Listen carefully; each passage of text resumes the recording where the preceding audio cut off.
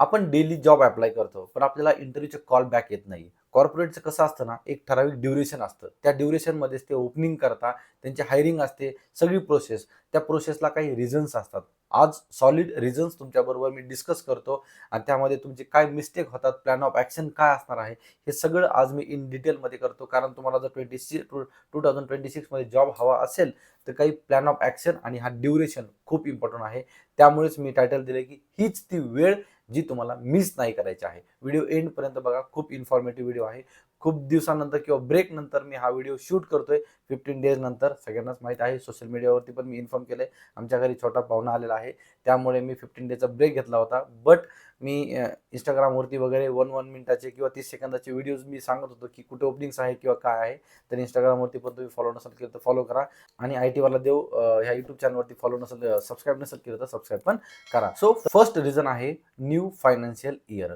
So 90% ज्या companies आहेत ना, ते न्यू फायनान्शियल इयरवरती काम करतात आणि त्यांचं फायनान्शियल इयर एप्रिलपासून स्टार्ट होतं. मग एप्रिलपासून जर स्टार्ट होतं ना, त्यांच्याकडे प्लॅन ऑफ ॲक्शन घेण्यासाठी एक टीम असते, HR टीम. तर ते डायरेक्टली तुमच्याला किती ओपनिंग्स आहेत, किती प्रोजेक्ट चालू होणार आहेत, आपले काय फायनान्शियल आहे, तर त्यासाठी ते काय करतात, जानेवारी, फेब्रुवारी आणि मार्च या 3 मंथ्समध्ये प्लॅनिंग करता आणि अकॉर्डिंगली ओपनिंग्स पण करून ठेवता. कारण का, की नवीन आपले काही जे प्रोजेक्ट्स आहेत किंवा काय आहे, ते फायनान्शियल जी प्लॅनिंग आहे ती आपली एप्रिलपासून स्टार्ट होणार आहे आणि त्याच्या आधीच आपल्याला ती टीम रेडी करायची आहे. तर डमी ओपनिंग्स नसतात किंवा काय नसतात, त्या ॲक्च्युअल ओपनिंग्स असतात.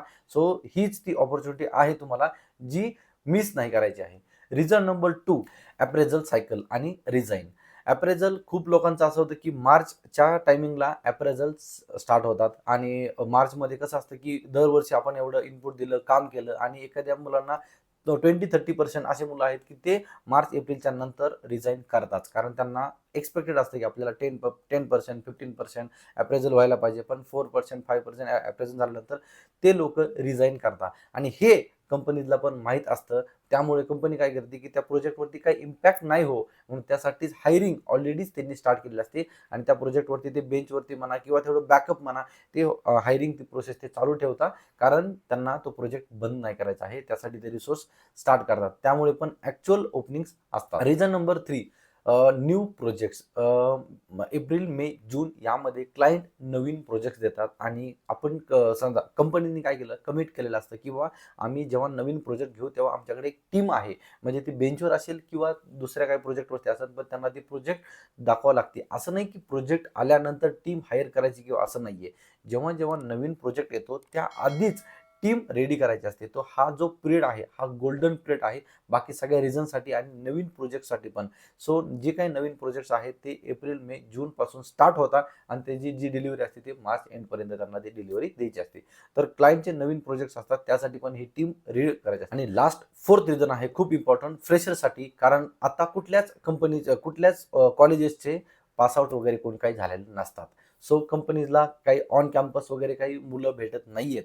तर हाच हाच टायमिंग आहे तो ऑफ कॅम्पस ते लोक हायर करतात. मग फ्रेशर असू या एक्सपिरियन्स, तर हा जो पिरियड आहे ना, तर माझ्या मते गोल्डन पिरियड आहे. फ्रेशर असू या एक्सपिरियन्स, हे जे 4 रिझन आहेत ना, हे सॉलिड 4 रिझन आहेत तुम्हाला जॉब देण्यासाठी. बट स्टुडंट काय करता, मिस्टेक पण करता. आता हे 4 रिझन मी तुम्हाला सांगितले ज्यामुळे तुम्हाला ओपनिंग्स भेटणार आहेत.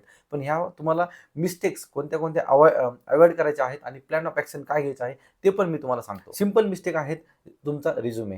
रिझ्युमे तुमचा प्रॉपर ATS फ्रेंडली असला पाहिजे, कीवर्ड बेस असला पाहिजे, अल्गोरिदमने तो सर्च केला पाहिजे, टॉपला पाहिजे, बाकीच्यांपेक्षा युनिक पाहिजे. असं नाही किंवा ChatGPTला विचारलं, ChatGPT दिलाय, आपण त्याचा ATS स्कोर चेक नाही केला किंवा काय नाही. प्रोफाईलच्या रिलेटेड पाहिजे. मी खूप वेळ सांगितलं की एक रिझ्यूम करू नका, तुम्ही 3-4 रिझ्युमे केले पाहिजे. ज्या ज्या प्रोफाईलसाठी तुम्ही अप्लाय करताय ना, त्या त्या प्रोफाईलच्या रिलेटेड ते पाहिजे. असं नाही की एकच तुम्ही फॉर्मॅट पाठवलाय आणि तो सगळीकडे पाठवलाय. ज्या कंपनीने ओपनिंग्स पाठवली त्याचा GD काय आहे, त्या GDला आपला रिझ्युमे मॅच होतोय का, त्याचे कीवर्ड मॅच होतोय का, अशा तुम्हाला गोष्टी करायच्या आहेत. त्यावरती मी जास्त बोलणार नाही. पण तुमच्या रिझ्यूमची मिस्टेक असेल, रँडम कुठले पण तुम्ही अप्लाय करता तसं नाही करायचं आहे. स्किलचे मिसमॅच, स्किल गॅप आहे तुमचा, प्रॅक्टिकल नॉलेज नाहीये, थेरॉटिकल खूप करतोय आपण, प्रॅक्टिकल सिच्युएशनमध्ये काय काही क्वेश्चन विचारले तर ते येत नाहीत. तर या सगळ्या जे मिस्टेक आहेत ना, त्या मिस्टेक अवॉइड करा आणि प्लॅन ऑफ ॲक्शन ह्या 2 मंथ्समध्ये मी तुम्हाला सांगतो 10 to 15 डेजमध्ये तुम्ही प्लॅन ऑफ ॲक्शन घ्या आणि तुम्हाला खरंच मार्च एंडपर्यंत तुम्हाला ऑफर लेटर भेटेल असं टार्गेट करा तुम्ही. सगळ्यात मेन तुमचा रिझ्युमे चांगला करा. त्यानंतर मॉक इंटरव्ह्यूज म्हणा, त्यानंतर डेली 1 आवर अप्लाय करायचं, कुठे ओपनिंग्स आहेत कुठे नाही आहेत ते चेक करायचं, डेलीमध्ये अप टू डेट राहायचं. या सगळ्या गोष्टी तुम्हाला करावं लागतील. मॉक इंटरव्ह्यूज म्हणा, तुमचे जे फ्रेंड सर्कल आहे तिथे तुम्हाला रिझ्यूम सेंड करायचा आहे, चांगला फॉर्मॅट वगैरे मी त्यावरती पण खूप व्हिडिओज बनवले आहेत. तर ह्या सगळ्या गोष्टी आहेत ना, त्या रँडमली अप्लाय करू नका. 200-200, 1000-1000 जागेवरती अप्लाय करू नका. 10 to 15, 20-15 मध्येच अप्लाय करा, पण चांगले करा. तुमच्या स्किलला मॅच होतील असेच करा. सो हा एक गोल्डन टाईम आहे. ज्या मिस्टेक्स आहेत त्या मिस्टेक अवॉइड करा. प्लॅन ऑफ ॲक्शन घ्या, प्लॅन करा आणि खरंच मार्च एंडपर्यंत टार्गेट ठेवा. आपल्याला ऑफर लेटर भेटलं पाहिजे. मी खूप जास्त ओपनिंग्स वगैरे पण सेंड करणार आहे. व्हॉट्सअपला तुम्ही जर जॉईन नसाल केलं तर व्हॉट्सअपला पण जॉईन करा. इंस्टाग्रामला फॉलो नसाल केलं तर इंस्टाग्रामला फॉलो करा. मी डेलीमध्ये एक रील टाकतो जॉब ओपनिंगच्या रिलेटेड.